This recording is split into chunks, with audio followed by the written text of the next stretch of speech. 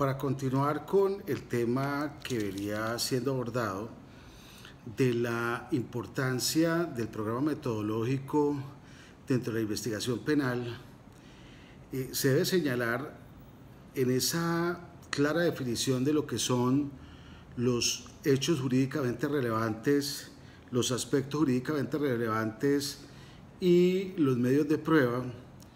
que precisamente el programa metodológico establece las pautas necesarias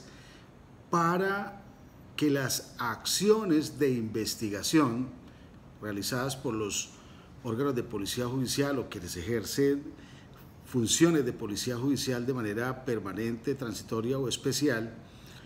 estén encaminadas a objetivos precisos referidos a los hechos jurídicamente relevantes. Por ello, insistentemente, la jurisprudencia de la Sala de Casación Penal de la Corte Suprema de Justicia es enfática en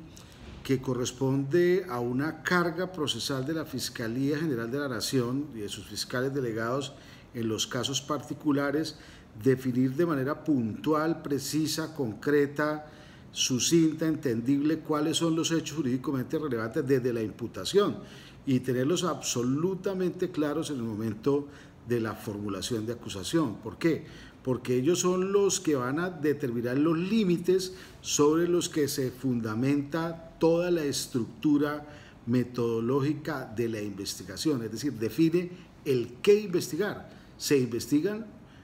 se busca el conocimiento referido a hechos jurídicamente relevantes que pueden resultar en un primer instante desconocidos. Recordemos que se investiga para conocer lo desconocido. Entonces,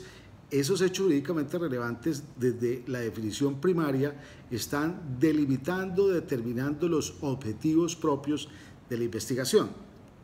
Decíamos que hay una problemática generalizada y es la confusión entre hechos jurídicamente relevantes, hechos indicadores y medios de conocimiento. Ello lo ha criticado sobre todo en algunos casos de administración pública que han sido resueltos en sede de casación por la Corte Suprema de Justicia, en cuanto que la Fiscalía en la estructuración de los requisitos formales del artículo 337 de la Ley 906 de 2004, nuestro Código de Procedimiento Penal, del escrito de acusación y en la formulación de acusación, tiende a confundir hechos jurídicamente relevantes con los hechos indicadores y los medios de prueba. Veamos un ejemplo no referido a estos delitos, pero en cuanto a casos que han sido analizados y juzgados dentro del sistema penal de justicia. Se tiene en un caso concreto que la Fiscalía recibe una denuncia de una profesora de un colegio en la cual establece que el profesor X estaba manteniendo relaciones sexuales con una menor de 14 años que es alumna de esa institución pública. Establece la denunciante que el profesor ha desarrollado, y a ella le consta, lo ha visto, lo ha observado de manera directa, comportamientos inapropiados con la alumna, de acercamiento, de colocarle el brazo en la espalda, de tocarle y acariciarle los brazos, de tocarle el cabello y una serie de comportamientos que, de acuerdo a esta profesora, son inadecuados para un profesor con sus alumnos. Establece igualmente que ella ha conocido por los comentarios de sus compañeros profesores y de los estudiantes que este profesor mantiene relaciones sexuales con esta menor, con esta adolescente. Encontramos que en la formulación de imputación y posteriormente en el escrito de acusación y la formulación de acusación, la Fiscalía relata como un hecho jurídicamente relevante el que el profesor ha mantenido desde tiempo atrás tratamientos inadecuados con una estudiante que es alumna suya y que no corresponden a la relación profesor-alumno, y de ello da cuenta que hay una serie de elementos que llevan a concluir con otros medios de conocimiento, como un reconocimiento médico-legal, sexológico, que el estudiante ha mantenido relaciones sexuales y que el profesor efectivamente es el autor de estos comportamientos punibles. Establece igualmente que hubo una entrevista de la menor en la cual ante la psicóloga forense relató, comillas, que el profesor en varias ocasiones la invitó a salir y que mantuvo con él relaciones sexuales. Igualmente ante peritos, la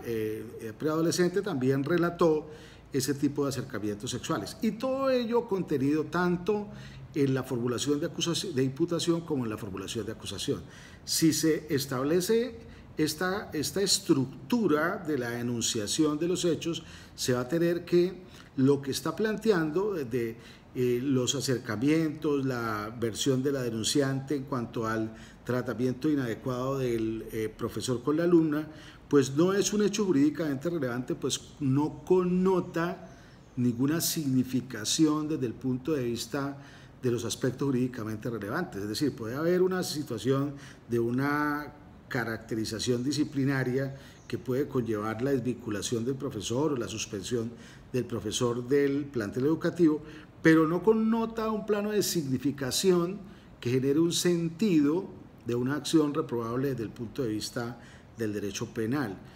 Es un hecho indicador frente a la situación de las relaciones sexuales que mantiene la alumna menor de 14 años, de las cuales se le atribuye esa responsabilidad de conducta al profesor. Entonces, ese hecho indicador, que es probado por el testimonio o la entrevista en ese momento de esta profesora que denuncia, está permitiendo que, dentro de una inferencia lógica, cuando hay una relación de esa naturaleza descrita, caracterizada por la profesora denunciante, necesariamente podemos inferir de manera razonable que puede darse dentro del campo de la probabilidad un tipo de comportamiento sexual inadecuado, punible, relevante para el derecho penal por parte de este profesor frente a la preadolescente. ¿Cuál es el comportamiento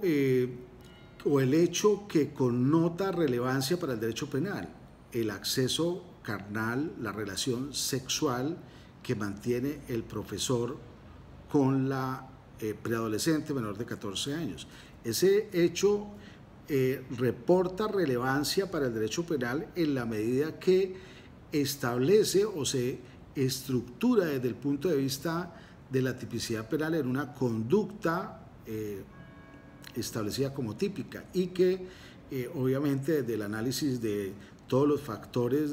que integran la responsabilidad penal puede connotar elementos de antijuricidad y de culpabilidad.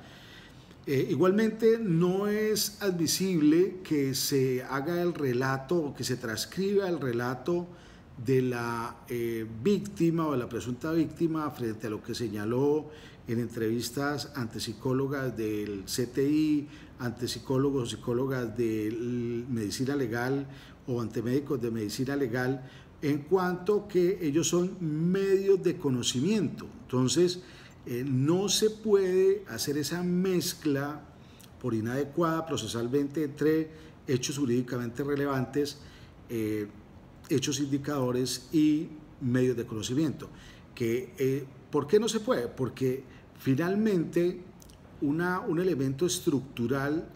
de la investigación está en la demostración de los hechos jurídicamente relevantes. Entonces, si en la estructura de la enunciación de los hechos se establecen hechos indicadores, ellos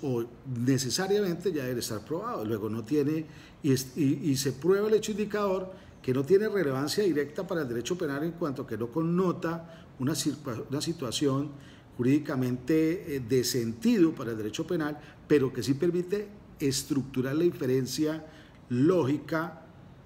en un juicio deductivo de un hecho concluido a nivel de una estructura indiciaria. Entonces, esa confusión pues hace necesariamente que